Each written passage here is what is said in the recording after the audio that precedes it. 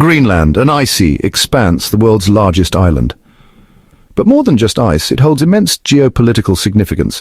Its location in the Arctic makes it a coveted prize in a world grappling with climate change and shifting power dynamics. For decades, Greenland remained a relatively overlooked corner of the globe. Its vast ice sheet and sparse population kept it out of the international spotlight. However, the 21st century brought a dramatic shift. The Arctic ice began to melt at an alarming rate. New shipping routes opened up, promising shorter travel times and access to previously inaccessible resources. This sparked a renewed interest in the Arctic, with Greenland at its heart. Suddenly, this icy giant found itself at the center of a global tug-of-war. Countries like Russia, China, and the United States, recognizing Greenland's newfound importance, began vying for influence in the region. The melting Arctic ice cap is a double-edged sword. While it poses significant environmental threats, it also presents enticing opportunities. The opening of new shipping routes, particularly the Northern Sea route, has the potential to revolutionize global trade. Shorter shipping distances mean lower transportation costs and faster delivery times. This is particularly attractive for countries like China, which relies heavily on maritime trade. Moreover, the Arctic is believed to hold vast reserves of untapped resources. Oil, natural gas, and rare earth minerals crucial for modern technologies lie beneath the melting ice. The prospect of accessing these resources has further fueled the geopolitical competition in the region. However, this scramble for resources and control comes at a cost. The Arctic ecosystem, already fragile, is under immense strain from climate change and increased human activity. The race for Arctic dominance threatens to exacerbate the environmental challenges facing the region. In 2019, the world watched in astonishment as former US President Donald Trump expressed interest in purchasing Greenland. The idea, met with amusement and disbelief by some, exposed the growing strategic importance of the Arctic in the minds of world leaders. Trump's rationale was clear. Greenland's strategic location, coupled with its untapped resources, made it a valuable asset in his eyes. The purchase, he argued, would bolster US national security and provide access to vital resources. However, the proposal was swiftly rejected by both Denmark, which maintains sovereignty over Greenland, and the Greenlandic government itself. The idea of being bought and sold like a piece of real estate did not sit well with the Greenlandic people. While Trump's bid ultimately failed, it served as a wake-up call for Denmark and other Arctic nations. It highlighted the growing international interest in the region and the need to protect their own interests. In the wake of Trump's Greenland gambit, Denmark sprang into action. Recognizing the need to assert its sovereignty and protect its interests in the Arctic, the Danish government announced a significant increase in military spending. A $2 billion investment was earmarked for strengthening Denmark's military presence in Greenland. This included the acquisition of new Arctic patrol ships, advanced surveillance drones, and the modernization of existing military infrastructure. The message was clear. Denmark would not be caught off guard again. The country was prepared to defend its territorial integrity and ensure the security of Greenland, a crucial part of the Kingdom of Denmark. This military build-up was not just about projecting strength, but also about demonstrating Denmark's commitment to Greenland and its people. The investment was seen as a way to reassure Greenlanders that their security and well-being were paramount.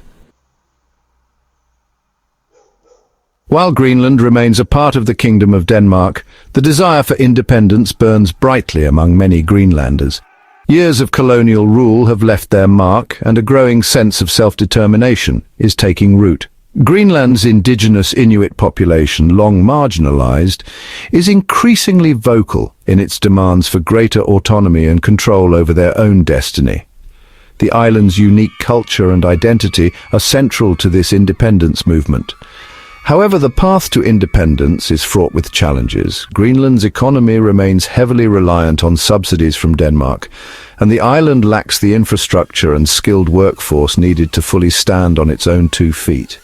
Despite these obstacles, the push for independence is unlikely to fade away. The geopolitical jostling over the Arctic has only served to strengthen the resolve of those who envision a future where Greenland charts its own course in the world. Section 6, a base of contention, Thule Air Force Base. Nestled in the icy expanse of northwestern Greenland, Thule Air Force Base stands as a stark reminder of the Cold War and the enduring strategic importance of the Arctic. Established in the 1950s, Thule has been a vital cog in the US military machine for decades. The base serves as a key hub for missile defense, space surveillance, and early warning systems.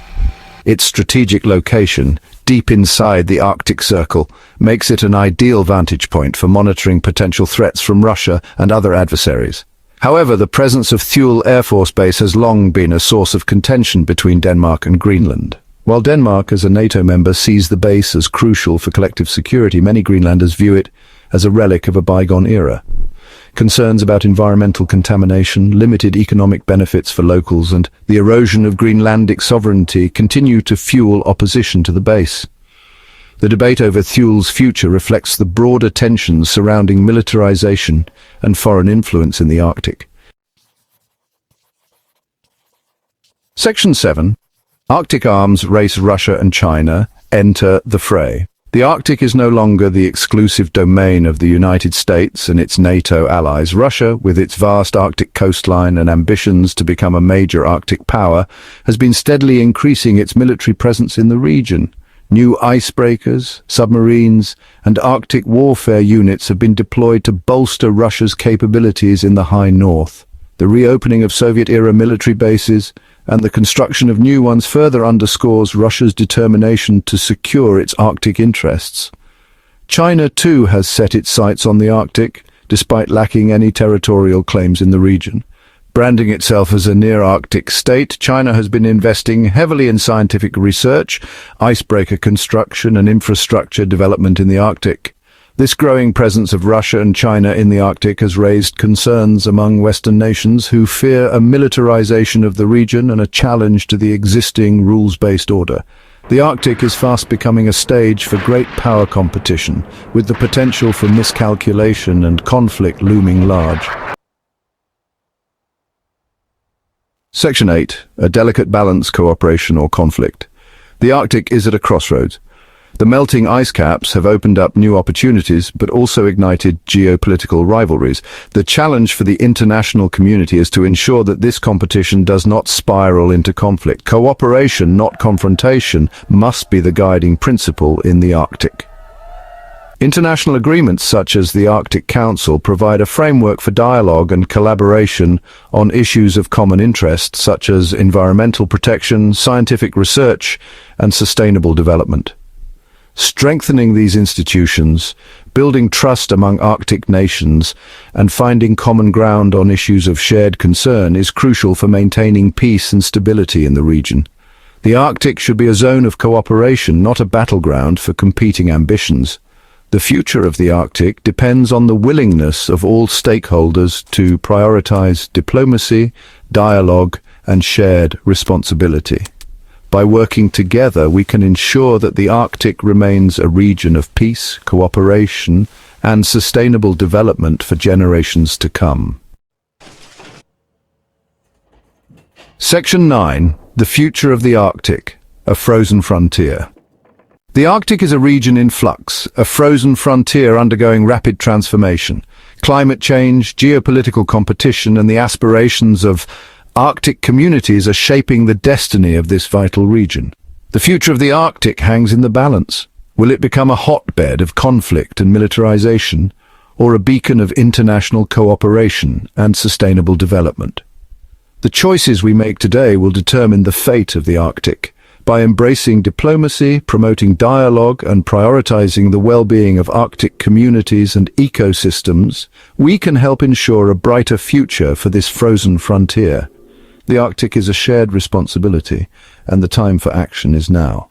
Let us work together to preserve the fragile beauty and ensure the peaceful future of this vital region. So hit that subscribe button, ring the bell for notifications, and let's turn the page on a new adventure together. Get ready to experience books like never before, only on VBook 360. Like, comment, and share to support the channel and keep the video magic alive. Thank you for stopping by. And remember, every video has a story, and every story deserves to be shared. See you in the next video.